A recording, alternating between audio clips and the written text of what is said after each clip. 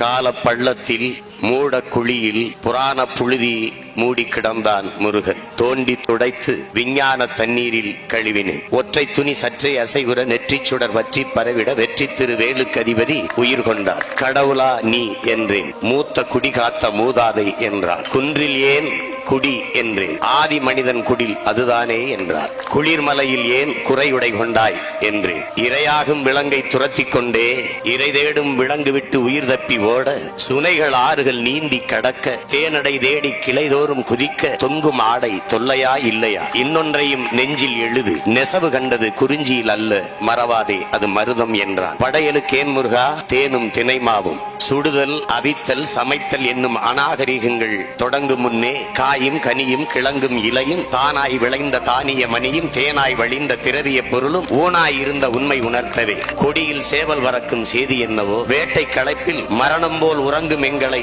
அதிகாலையில் எழுப்பும் முதல் பறவை அதுதானே என்றார். கல்லாயுதம் தோற்ற விடத்து வேலாயுதம் கண்ட முதல் மனிதன் நான் என்றார். வேலின் தொழில்கள் விளம்ப கேள். வேட்டை காட்டில் வெற்றி தந்ததும் வேளாண்மைக்கு காவல் தந்ததும் மடவார் தம்மின் மானம் காத்ததும் மாற்றார் வெருட்டி மண்புலம் காத்ததும் முன்னோடிகளின் முன்னோடிகளை விளங்குண்ணாமல் அன்னால் காத்து ஆயுதமானதும் கைவேல் கைவேல் கைவேல் தானடா. கைவேல் இல்லையே நீ நான் ஏதடா. தாத்தா என்றேன் நான் பேரனே என்றான் முருகன். இருவர் தள்ளுவல் இறுக்கத்தில் நொறுங்கி சிதறி கிடந்தன நூற்றாண்டின் துகள்கள். கைவேல் கைவேல் கைவேல் தானடா. கைவேல் இல்லையே நீ நான் ஏதடா.